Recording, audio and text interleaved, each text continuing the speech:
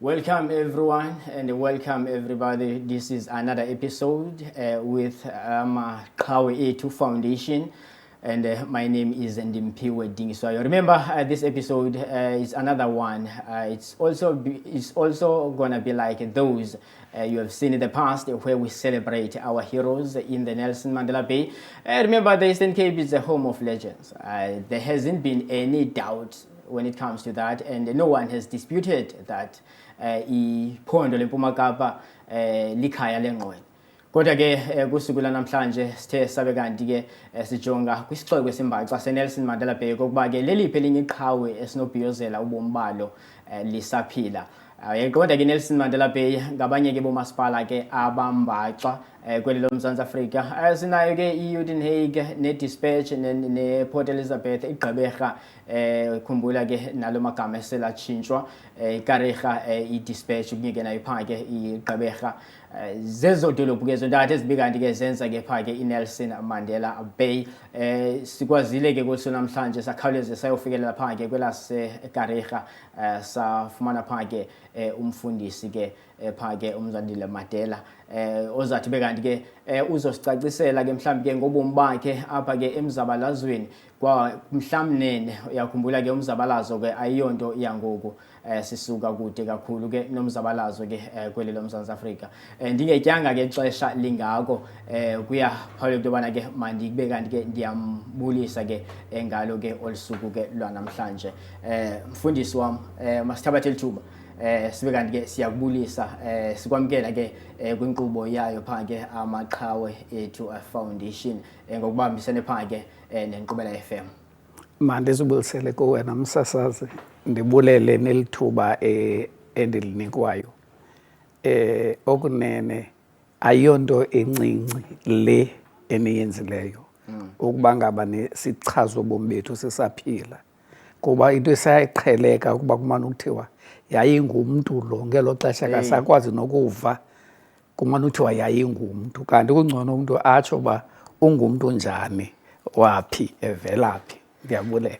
All right, this is our guest for today. Hoping that you will, in fact, learn a lot from him. You know what? These legends, they have a story to tell. They have a big story to tell. Even now, we get inspiration. There are new struggles that we are facing as a country. The country is there are so many challenges, but if we get inspiration from these legends, I'm sure somewhere there we will find solutions to some of the challenges that we are facing as the nation, in fact as a global society. Mhlekazi wam okanye ke mfundisi wam, ititles ezinye zezinto efuneka ezibalulekileyo kuthiwa ungabuyishiya. Ukhona abantu fumaniseke ungudoctor, once uzam-addressa without la title uyeke angeva kamandi. Bakhona abanye abalohlo, but ke bakhona ke abanye ngoba uyayi-understand. Mfundisi wam, kusuku lanamhlanje ke ungakusicacisele ngawe. Siyaqonda into yobana usuka pha ke kumbutho kwe-Azanian People's Organization, i-AZAPO. Eminye ke esingabala ke sithi ke ngeminye imibutho ke emithathu ethe yabe kanti ke izibandakanya nedabi lomzabalazo kweli ke loMzantsi Afrika kwakusukela kwiminyaka yakudala. Okokuqala nje usicacisele nje ngawe uba umfundisi ke uMadela usuka phi? Ndingumzwandile Madela Msasazi, ndizalelwe phaya eTinarha, la magama kamatsha. Ndizalwa nguLumkile, umfo wasematshaweni kwaFrance, nentombi yaseMangwevini noNtobeko kwaCikolo. Umama ozala utata wam, intombi yaseMasukweneni kwaNogampula. Umama ozala umama wam, intombi yaseManuneni kwaMadela. Ndikhuliswe yiloo ntombazana ke uMamThembu. Kwathi bangaba wanicela ndimncinci ekhayeni abantwana ababini, umama nomalume, wafuna ukhulisa omnye umntwana, yaba ndim, ndibe nguMadela ngolo hlobo ke. Ndizalwe ngo-1956 nge-20th yeyoMnga. Ndikhulele phaa kwaLanga, ndaqala isikolo eKhanyisa ngo-1964. Kwakumele uba ndiqale isikolo ngo-1963, kwathi ke ngenxa yoba ngaba isithomo sami kwakho laa nto kwakuthiwa jikelisa indlebe isandla yandibuyisela umva ke loo nto leyo ndaqala kunyaka olandelayo. Ndisemncinci kakhulu kwenzeka izinto, umzekelo ndinofifana le nto yenzeka ngo-1960. Into ebangela uba ndibe nolo fifana, ndinomalume kamamam ohlala phaa kwaZakhele. Sasineconference yenkonzo ngoku ndandisengumntwana omncinci. Kukho avika amadlagusha akwacaba azawuchitha kwankomfa le yenkonzo isithi hayi yinto yopolitiko le ayonto njengayo. So ndiyakhumbula loo nto leyo, kucaba abantu kuzawufuneke badeske bazimele. Ndiyacinga ke mhlawumbi loo nto yaba nefuthe kuba ndibone uba abantu abamnyama inene baphetheke njani. Ndizalwa ke ngabantu ababengabasebenzi. Uma usebenza emakhishini, utata usebenze edolophini, usebenza nase-VW, iseyi-Studebaker ngoku. Kunjalo ke. Ndasuka eKhanyisa apho ndaya eDwane. Kwathi bangaba kukho le nto yokususwa kwabantu kwezinye iindawo bayobekwa kwezinye iindawo. Phantsi kwe-Group Areas Act. Group Areas Act. Sasuswa khona sotsho kwaNobuhle. Isikolo sethu kwafuneke siplatune xa sifika kwaNobuhle. Kwathi bangaba iifemeli azizinzanga. Sabuyela kwaLanga ndafunda eMqhayi. Ekuthe ngo-1971 ndaqala i-high school. Ndinonyana kadadobawo ke, may his soul rest in peace, ekuthiwa saziwa ngoRoxa, uElcott Rhoxa wayefunda phaa edyunivesithi lena yaseFort Hare, nabanye abanjengobhuti Gusnas Titi wayesezwa ngobhuti Pet, namanye amaqhawe sebalala kodwa ubhuti Pet yena usekhona, usePretoria ngoku. Babebhizi ke, nawukhumbula lo nyaka endikhankanyayo ngo-72 kukho istrike esasikhulu sabafundi emveni kokugxothwa kwaComrade uNkgobutse Tiro. Kwaba khona istrike esikhulu sabasebenzi benqanawa phaya eThekwini. Now egxothweni kwabo babemane uba nentlanganiso ke, ndimane uyobeka indlebe nam ndiyintwana encinci ngelo xesha. Babe nee-publications ezazikhona zeSASO ngelo xesha, i-Black Creativity and nenye called No Development phakathi. Now loo nto ke yaba nefuthe elikhulu kuba ndandimane uthi chu ezi pamphlets zabo ndizisasaze napha esikolweni. Yaba ke iyandongamela okanye iyandombatha le nto. Ndidibene njalo ke qala nopolitiko. Uvumelekile phofu ukusasaza ii-pamphlets esikolweni okanye kwazona uyakukushela nazo? Zona ndandizifihla kwazona kuba ndandingenalungelo lokuyenza loo nto leyo. Then sadibana ke nomnye umhlobo wam ngeli xesha noko sesiya phambili iminyaka. Heyi, izinto ziyenzeka. Then kukhona ke omnye umhlobo wam ongasekhoyo naye wangumphefumlo wakhe ungalala ngoxolo, uZamxolo Nzotho Nojoko. Uke wasescrum esaziwayo phaya kwirugby. Ngelo xesha yena wayefunda eRhafu. Kukhona omnye uMthima Mdingane usaphila yena wayefunda eZwelitsha. Now kuthe ke xana kuqala iJune 16 sabe noko sesilifumene thina lifuthe. Yebo. Because eTinarha into eyayidla ngokwenzeka, abafundi bezinye iiyunivesithi babesithi ngeholidays zabo baye phaya eTinarha. Kwakukho iholo phaya esaziwa ngoba yiXaba Hall. Xaba Hall, yes. Kwakukho umbutho kwabefundi phaa ekwakuthiwa yi-USCA, Youth Student Cultural Association. So babesithi ngexesha elithile ngeholide babe phaya eTinarha nabakumaRhawuti apho kwakubakho intetho, kubekho imiculo yesintu, kubekho ipoetry. Abantu abaninzi abanjengoMahlathini nezinye imbongi zesintu sikwazi ukuzibona ngamehlo ngelo xesha. But ba uyajonga beyiprocess of conscientization lena, because ibisondeza abantu abamnyama bazazi babangobani na, balazi ixabiso labo. Kuba ngelo xesha ke kwakukho into embi yayisenzeka, ibuyile ngoku loo nto kule democracy yokuba abantu bafuna ukufana nabantu abamhlophe, bazityikile ubuso ngemimemezi, badeske bazitshise nangeziteni iinwele zabo, bafuna uba neenwele ezifana namadlagusha. Elaa xesha kwakuthanjiswa nje mos amafutha, then into yayisenzeka ke laa madoda ke afana noSteve nabanye, into abayeyenza bona udibana nesifundiswa eseyunivesithi kwantshebe ubona uba ngaba khange zikanywe kwantshebe, kwantloko leyo ayikanywanga kuba befuna ukubonisa into ethi sibahle sinjena sinjalo.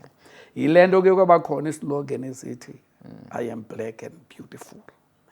Sesinye ke sesigwagwisi esikhulu esaziwayo ke kumbutho we-Black Consciousness. Ndihle lapha naye umfundisi ke uMadela suka phaa ke kwela laseKarega, usixelele ke he was born in 1956. He joined the struggle. Last time he was telling us about how he joined the struggle.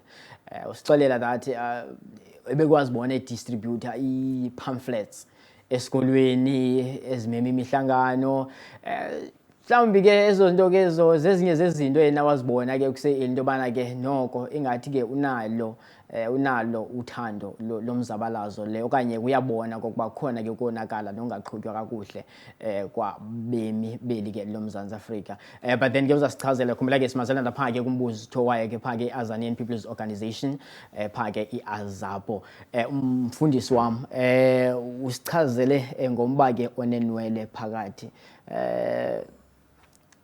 Ithini kanye kwela xesha ibinto, because when inwele zipart of identity. Mhlambi ke into enaningayithandi, khona into enaningayithandi ngela xesha mhlambi nandiqhutywa ngalo kwela xesha. Zimbini msasazi, mandiqale kule yenwele. Uyatsho na uba ngaba ubuthina bethu, hence i-Black Consciousness ithetha ngathi njengabantu abamnyama. Now i-identity yethu ayikwazi uba ngaba ingafaniswa nenye into. Sisithi ke sidalwe sinje, sifana nomhlaba lo sidalelwe kuwo. Now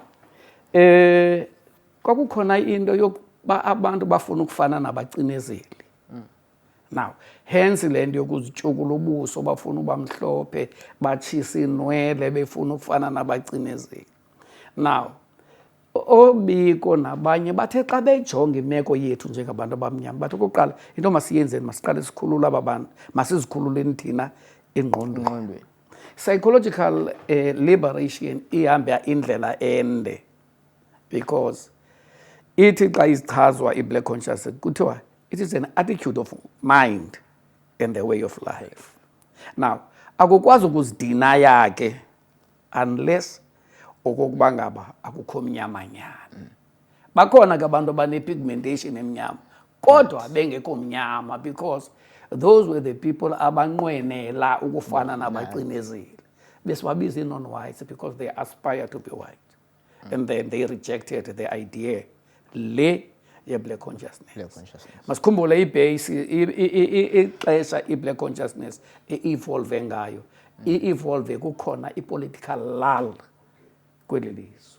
And then sifumana ukuthi kukhona abantu abamhlophe, these liberal organizations nazo zifuna uthatha i-center stage as if they advocate uthando lwabantu abamnyama, nangona kwakungenjalo. Singathetha kude kube phandle. Singathetha kude kube phandle. But then there were people who were opposing this idea.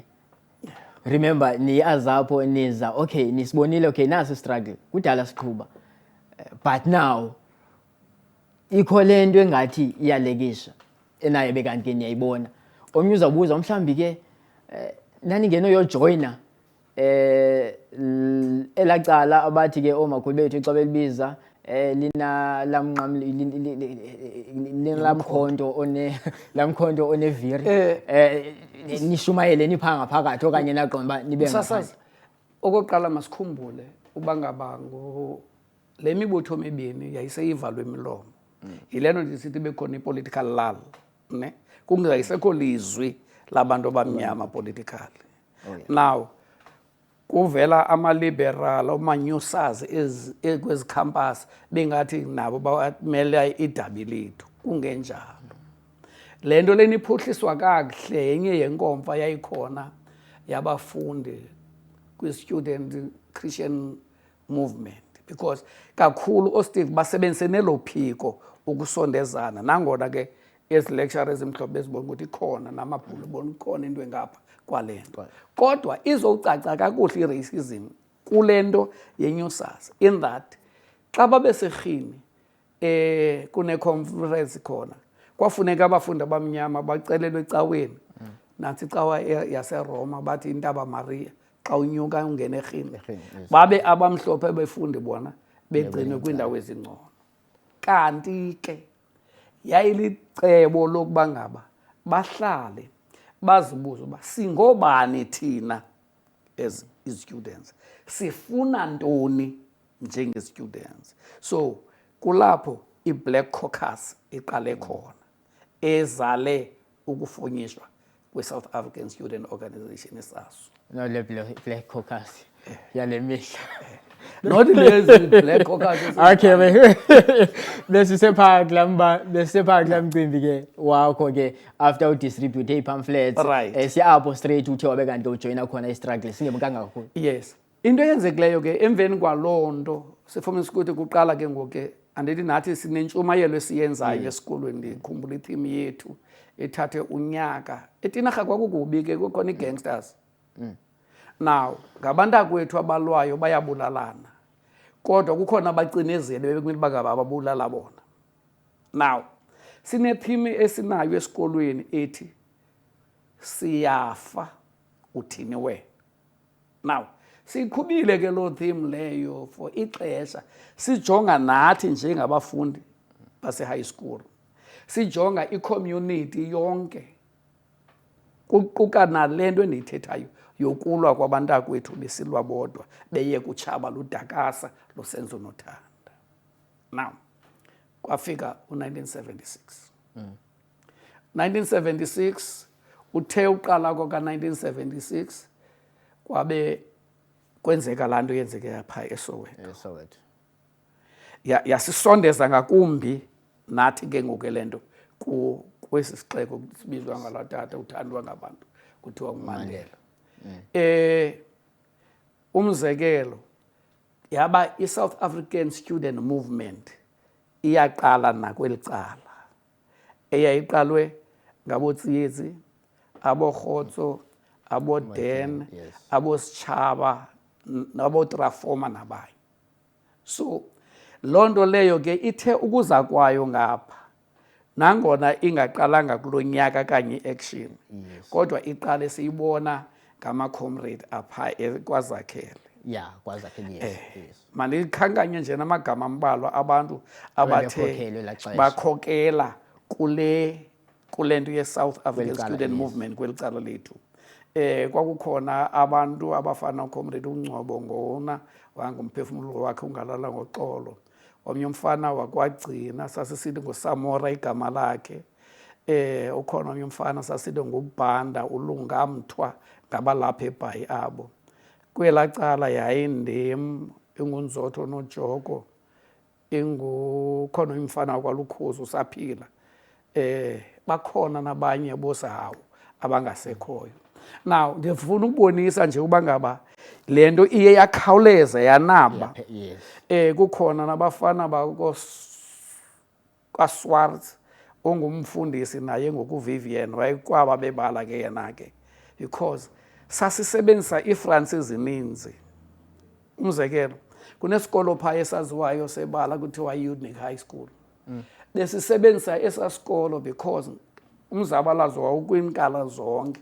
I-black consciousness ayikho ifacet yabantu abamnyama engakhange ingene kubo. Yes.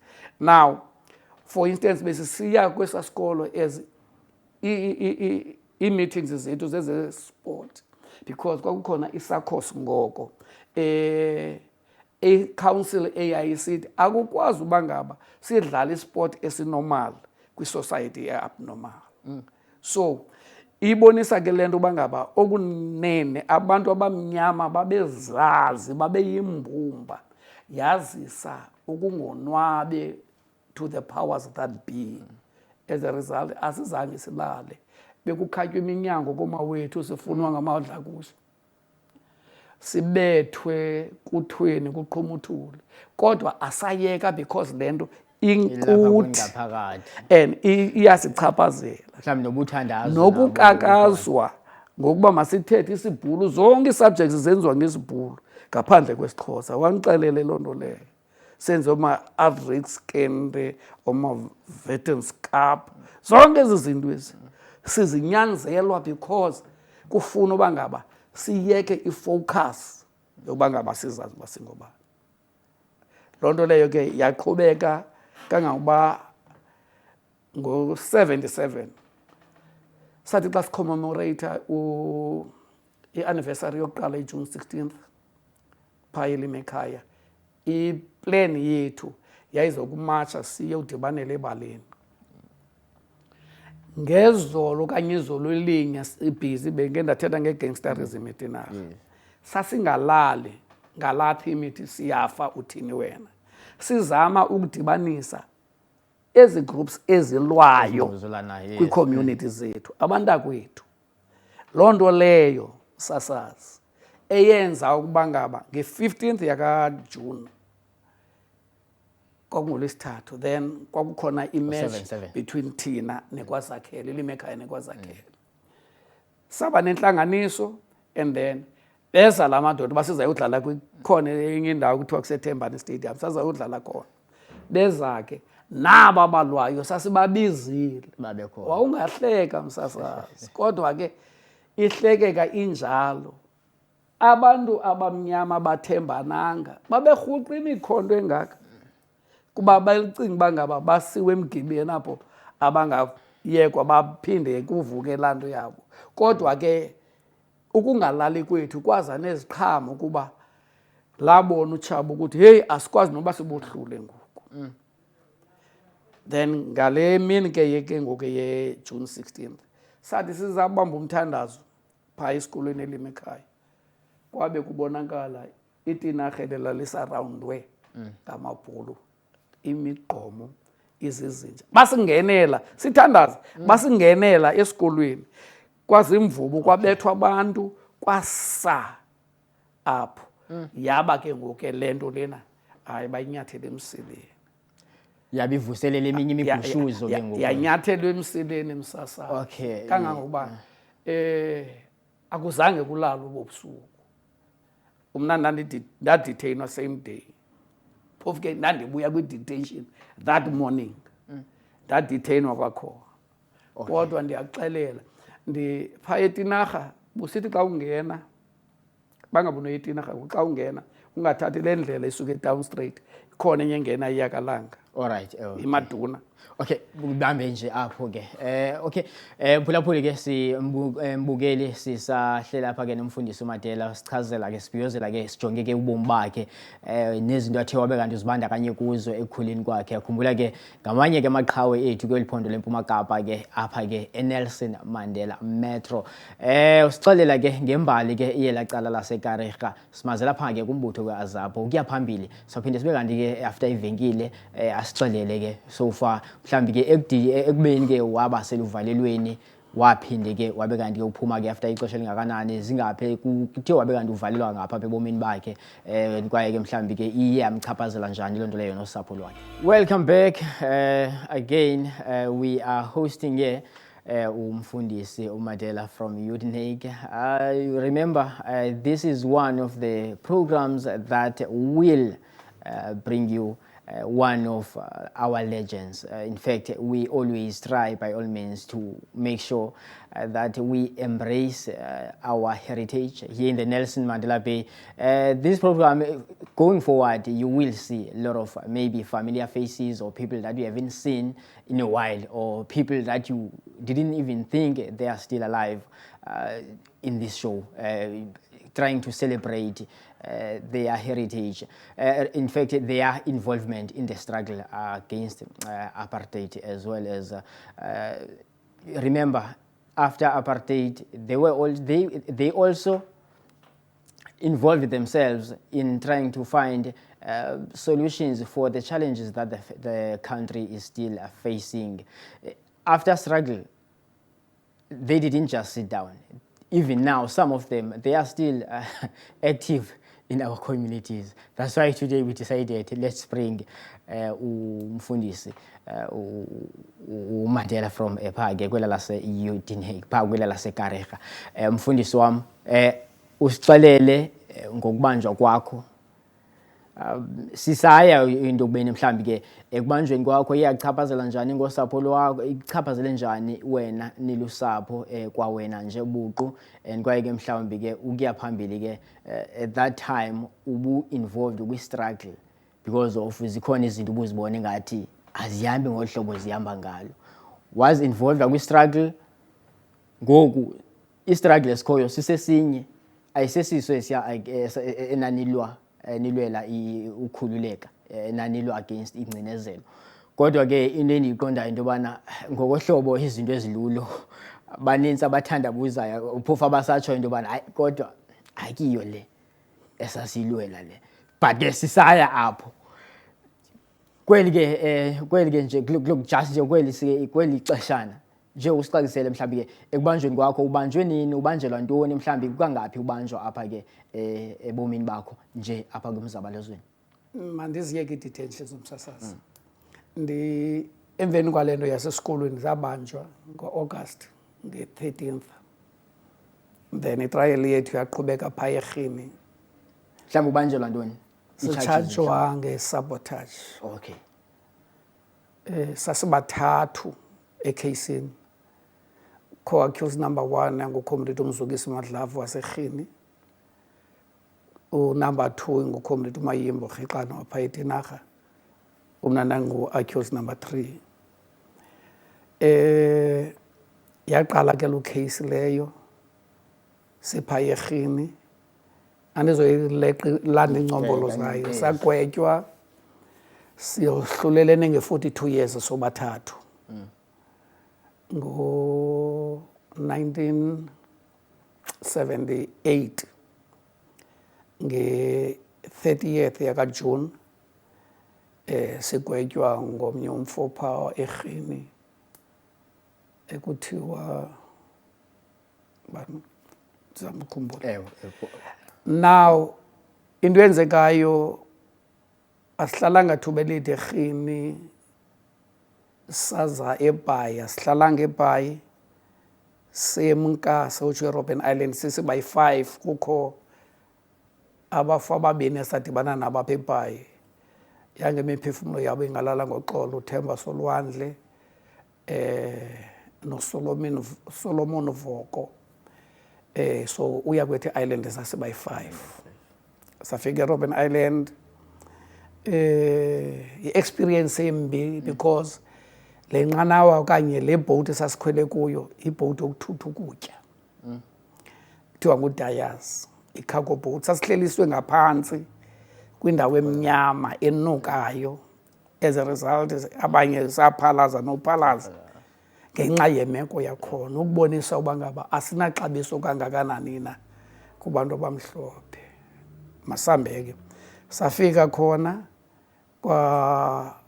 sangena, imeko yakhona ndawuze ndiyibalise ngenye imini uba kwenzekani xa nungena khona. Kodwa mandichaze le nto, kunentsimbi esemnyango kunqonqodwa ngayo phaya, kujongwe phaa kunomngxunyana, ningeniswe nichotshiswe nikhululwe nisetshwe. Wake wasetshwa umntu onganxibanga, nisetshwe enye into eyayisithoba isidima. nigqithe kulomnyango wensimbi niya kumnyango wesibini apho nifumana i-identity entsha nichophile nifumane ikhadi letrongo elichaza uba ungubani, ugwetyelwe ntoni, iminyaka emingaphi, ungumhlobo mni, that is your race, nokuthi inkolo yakho. Zezinye zezinto ezazikhona ke ezo. Ngethamsanqa ufika kwethu phaa kukho intloko entsha yeprison uJohn Harding owathi wasichazela into esasingayazi. Nina niselebrata umntu nithi ngutata wenu liqhawe kodwa inyaniso yile. Ufika kwethu uthi uJohn Harding kuthi kukho imibutho mithathu apha. Le mibutho ndiyasebenzisana nayo. No, le mibutho lena khona nisebenzisana nawo. And ndiyawurecruitela uyanirecruitela sajongana nala macomrade. Awubize ngegama. Athi ANC disciplined so iyasebenzisana nayo. Khona le abantu abadala baqondakala iPAC uthi abathembakala incam aba. Then athi kukho black power athi yo hayi ke abo basiphethise ngenhloko belapha nje. Athi nizawuya esectionini asichazela abantu be-ANC sizawudibana nabo xa urecruiter thina uzirecruitela i-ANC. Okay, ndiyayiva. Akayazi uba ngaba singobani andithi. Okay. Xa gqiba uthetha yonke le nto le sithi hayi ke siyavuya ke ukuba ngaba usichazele. Ingathi sezawuba buhlungu inhloko yakho. Nathi zokongeza kule nhloko ebuhlungu yaba. Kwezi sinabethu abala. Sahamba ke sasewa e-section. So ndibanjwe ke ngo-90 senze 12 years, Comrade Mayimbe 12 years, Comrade Madlavu yena accused number 1 wayegwetywe 18 years ngo-78 sorry. Then ndiphume ngo-90 Comrade Mayimbe uphume earlier because wayene-injury. Then Comrade Madlavu uphume naye later ngo-90. Ubuya kwethu lento ke ayiphathanga kakuhle. Uphuma kwenu niphuma mhlambi ke isigwebo sifikelele esiphelweni okanye mhlambi ngenxa yentshukumo mhlambi iupdates zela xesha zika 1990 kwezopolitiko kwafuna sebakhululwana. Kunento engakhange ndiyiraise. Sangena kuqala pha eRobben Island benifika pha bekulalwa phansi. Neemethi ezimbini nengubo ezintathu. Udonkana ngathi ingobo zefinisher. Nezinye imetane ngoqhuphu abanye babazi njengoqhuphu zona. Now sangena kwi-hunger strike into yokuqala sayilwayo phaa kukhona i-classification. Nithi sibuza uba ngaba kwazi njani ukuthi nibanjele into enye kubekho abanye ababonwe ngathi bangcono kunabanye i-question ye-animal farm. Into ehlekisayo kwabo A group babo ne kuthiwa bane-right to buy i-niceties. Bangathenga i-canned stuff, bangathenga i-leggings and yonke le nto le. I-right enjani leyo? You don't honor a person ngolo hlobo. Umnike into wena not umnike ukuthi ungayenza le nto. So we embark on a hunger strike eyachithwa ngomnye umnumzana on the 11th day. Wathi uba ngaba niyaqhubeka nele hunger strike zenazi uba ngaba lo mbutho ophetheyo won't be responsible. Ucinge ke simibutho emithathu kodwa yama i-hunger strike ngenxa yalo muntu omnye. Aqhubeka iminyaka ngo-90 ke ngoku ngexesha sekuqala le ezintethwa. Yeah, yes. Kwaqala uphuma abantu abanye bedenounce i-violence because uMinister of Justice ngoko wayefike ngo-79 esithi uyoshukumisa icingo. Abantu ke what unless bangaba umuntu denounce violence bayidenounce violence abanye kodwa baphuma late nabo bantu ke babedenounce lo violence msasazi. Saphuma ngo-90 mna bekumele uba ndiphume ngoJune ndiphuma ngoMarch nge-19th yakaMarch ngoku ke sekuqala ukukhululwa ama-political prisoners. Ndandicelile kuThixo nakumanyanga asekhaya uqala because ndibanjwe ndinekwekwe phaa yayina 11 days yasweleka ndisetrayeli na 8 months ayizange ndiphathe kakuhle loo nto ala mabhulu bangaba ndiyongcwaba umntana ndacela umakhulu wam lundikhulisileyo waba ne-stroke kayi-3 ngenxa umane uditheyinwa kwam ndathi ndamcela uthixo lwamanyanga bangabhubhi ndisekulaa ndawo. Okwesithathu ndacela uba ngabaze ndithi ubuya kwam ibe nomntana oyindodana. Lo wokuqala wasweleka yayingulwelisizwe igama lakhe. Ndithi lo wesibini uzawuba ngulonwabo. Okunene yenzekile loo nto. Uma usweleke nge-12 yakaMatshi ndabe ndiphuma mna kumvulo olandelayo kungekho nto ezidibanisayo. Ndikwazile ukuthi xana izawungcwatywa ndabe sendisekhaya noko. Okwesibini ndayiphiwa lo kwekwe endacela uba mayifane nomkhulu wayo yafana nayo kodwa ke ngenxa yeemeko ezithile ndaphulukana nayo seyina-12 years, a very brilliant guy. Ndimbulela uthixo namanyanga asekhaya because undiphe abantwana abakrelekrele kakhulu. Ndibulele nalaa ntombi yaseMonqosini engumama wabo bantwana because indigcine kakuhle. Ngiyaqonda inalo negama.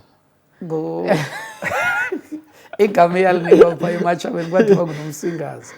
Inguphunyezwa wakwavusana nomagaba. Kangoba namhlanje le nto ndilapha nje bekumele uba ngaba sisika ikeyiki enkulu ethi 30 years anniversary. So yenye anniversary endinikwa ngamaqhawe ke le.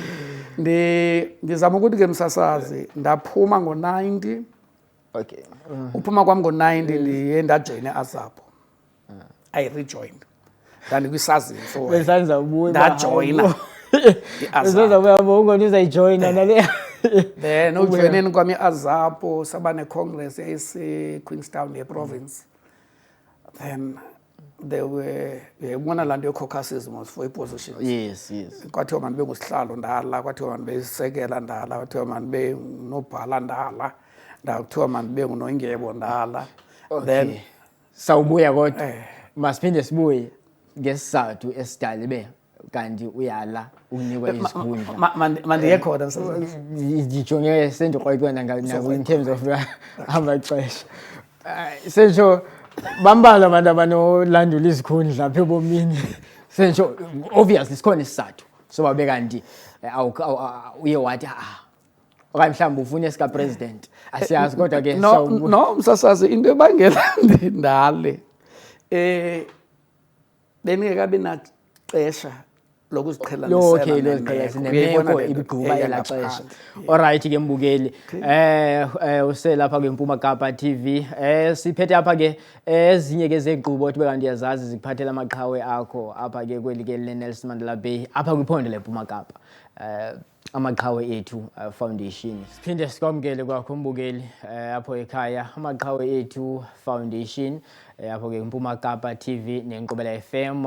Sitshilo ke sathi ke kusuku namhlanje sakuphathele phaa kusuka phaa ke kule laseKarega umfundisi ke uMadela usuka phaa ke nakumbutho ke weAZAPO ke besasicacisela ke khona ke izikhundla obe kanti wayendunuswa ngazo sayibekwe lo hlobo wayendunuswa ngezikhundla zibekwe etreyini wathi hayi soze. Sasazi mandibulele kwakhona.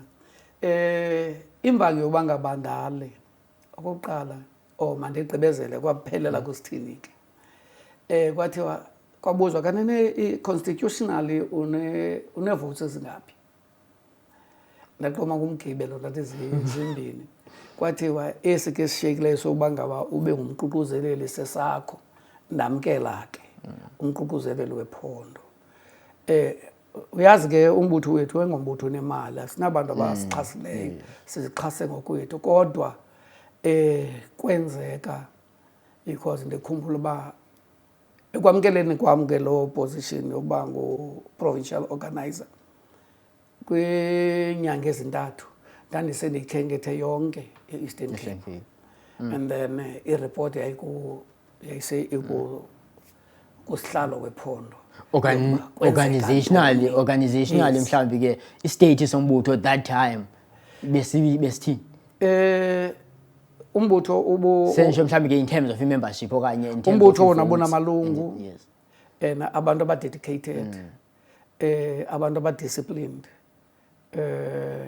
ebebezinikele nyani befuna ubangaba kucace bakuyiwaphi because sikhumbule bangaba ngexesha siphuma sekhona nenye into eqhubekayo ecaleni le yezintethwano eziphinde nazo zaphinde zabuyisela umva mandivele nje kule nto ke kuloo nto ukuthi zisibuyisela umva njani. Nakhumbula bangaba ndithe ndiphume ngo-90 kodwa kunjalo kwafuneka bangaba ndibanjwe emveni koko. Isizathu soko into yoba ngela xesha bexoxa phaa eCampton Park abantu abaninzi bawukhumbula bangaba bangena amabhulu phaa abangenela babetha batsibela phantsi kwetafile. Kwanyanzeleka uba kaloku thina sasingazange sicime umzabalazo. Instead sasibeke imigomo ethi inye into ekumele uba kuthethwa ngayo uba abantu abamhlophe basinika nini umhlaba wethu, sabanika izizathu bakufuneke kwenzeke ntoni nantoni nantoni. Loo nto leyo ke yokuba ngaba bengenelwe phaya yabangela uba ngaba sikhuphe iintonga zethu emgqubeni kwaneendawo ezininzi nalapha ke apha eBhayi kwaba khona iindawo ezibethwayo ngeebombs njalo njalo. Kwakukhona ii-operations endaba involve kuzo ezinjalo. Ndabanjwa okwesibini ndagwetywa i-30 years. I-30 years yaxhonywa i-10 kwafuneka uba ngaba ke ndiye ndiyobhanda ndi-20 years ngethamsanqa ke lokuba ndandinento ethi andonanga lona urhulumente ekuthiwa uphethe ngoku bendilwe norhulumente wamabhulu. So ndabizelwa nge-19th yakaMarch. Ezi date ezimbini ziyaphinda ziyangqamelana. Ndaphuma nge-19th kaMarch but nge-19th kaMarch ngo-96 ndandi-appeara kwi-Truth Commission. Ucingeke ndibanjwa umbana wam lona ndithetha ngayo una-2 years. Emtshatweni sina 5 months 2 weeks sitshatile noMamNqosini. Wayolala le-Gransi naye ngenxa yokuba ngaba kwafunyanwa izibhamu phaa endlini. Bangaba nawukhumbula kukhona igaraji phaa eTinarha eyatshiswayo ngo-1993 ngeli xesha lezinto zasenzeka, which was part of the operation lena yokubonisa bangaba not everybody uyekile ukulo. Ndiya emapho omsasazi. Alright. Masijonge ke ukule meko bendifuna ukuza because besike zachaphazela lamba weAZAPO ndizafuna mhlawumbi ke apha ekugqibeleni ibe yenye into mhlawumbi undikhumbuze okanye mhlawumbi ke ngenxa yoba sesibethana ngamaxesha. IAZAPO ngokuna istate okuso mhlawumbi ke yinto oyibonayo oqomba ifanelekile ibe lapho okanye akumelezekanga ibe kanti ke ikobubume ibubo. Msasazi Kodwa ke sisaya apho ngingaqhubeka masiqale khona. Okay. Imeko esizifumana kuyo kweli lizwe ayiyo lento saseyifuna. Now imeko yeAZAPO ayomeko enhle because iAZAPO iyazixhasa. Abantu abamnyama bayayazi inyani, bakhala umhla nezolo, bayajweda kusasa nje. Abanambane, abanamanzi, basahlala kwela amatyotyombe bahlala kuwo. Kodwa noba kutheni ingadingene lengcamango yenu pha kubo. Kukununuyiswa msasazi. Abantu bethu ngoku batyhalelwe kwimeko yokuba ngaba mabaxhomekeke kwi-350. Umuntu acinga uba yinto i-350 because isystem lena esikuyo yobungxowankulu kuthiwa yi-neo-colonialism esikuyo ngoku ikuthembisa into engekhoyo. Abantwana bethu abahlawulelwe ezikolweni ngoku bayakhala ngoku bendimamela ezindabeni kusasa nje.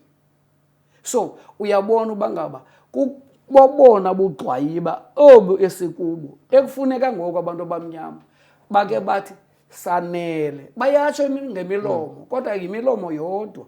Abaphosa umnatha kwaba bantu bebelwela inkululeko bathi sanele ngaba sinika ichance aba. Basike baze nento uthi hayi bayafana bonke bazawufana bonke. Ayisosiduko lento lidabeli esikolo. Andinawuze ndibethwe indoda nendibetha kathathu ndiyeke. Injalo ke kusasazi. So imeko yethu kodwa ke sikwiphulo elingamandla ngoku loba ngaba sifuna uba ngaba siphathe kweli lizwe. Nansi ke ngoku into evelayo. Urhulumente into ayenzayo wenzeni? Uthi bangaba nefuna ubangaba ni vote, ni register uvota. Izani nabantu kanye signatures abantu aba eligible to vote eziyi-170,000. Ithini loo nto leyo? Lelinye ilinge lokuba ngaba bhekelani nina phaa isithebeni ubone umuntu anabe atyhalele isitya phaa kude. Bendingathandi khange ndithathe participation kwii-processes before kube kanti kufikelelwa ke ezinye izinto msasazi siyanyanzelwa ngazo because sidemanda what is rightfully ours. Then ekuzichallenjeni ziba khona iziteps endizithathayo ukuzichallenja apha eMzantsi Afrika ungathi usebenzise nenkundla xa ungekho happy yimiba ethile. Msasazi kulo urhulumente awuchitha ixesha bakhuselana andiyazi ngathi yintoni bebona abaseva nangendlebe sekuthethwa. So sikwimeko enjalo efuna bakwathina ke ngoku le nto ubona kukhona ulumanyano le-Azanian People's Organization Pan-Africanist Congress of Azania. Uba ngaba amadoda ayiyo le nto masibaxelele ngokuthi if anivula salidilize lidonga. Injalo msasazi imeko esikuyo. So abantu abamnyama bavuyela bangaba banikwe izikipa bamabalale ngazo.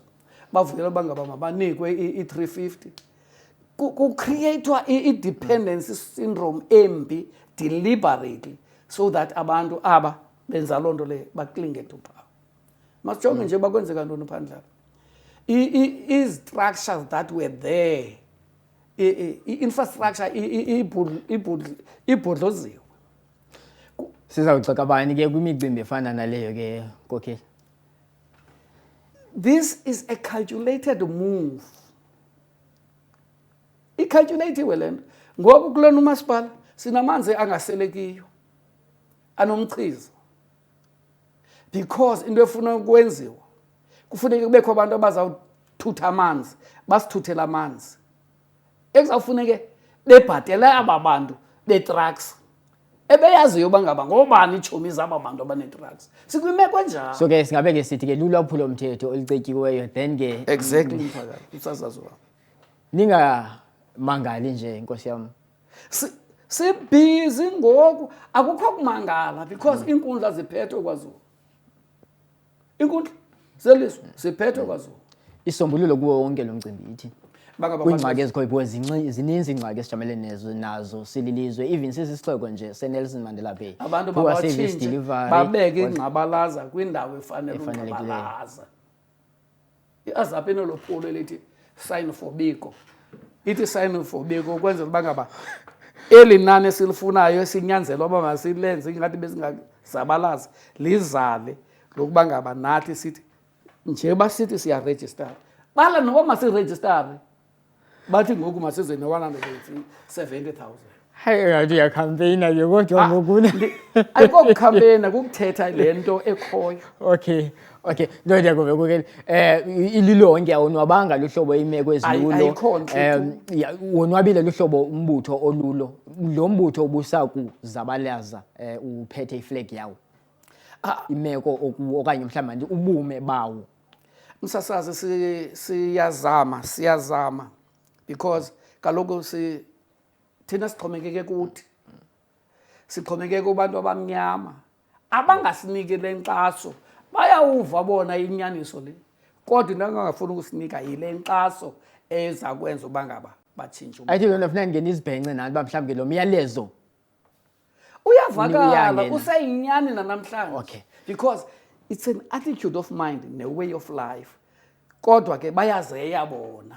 Iyo le nto bendithi kuba xa besiqala sibabona bephinda babuyela. Simkele ngamaxesha Nkosi yami.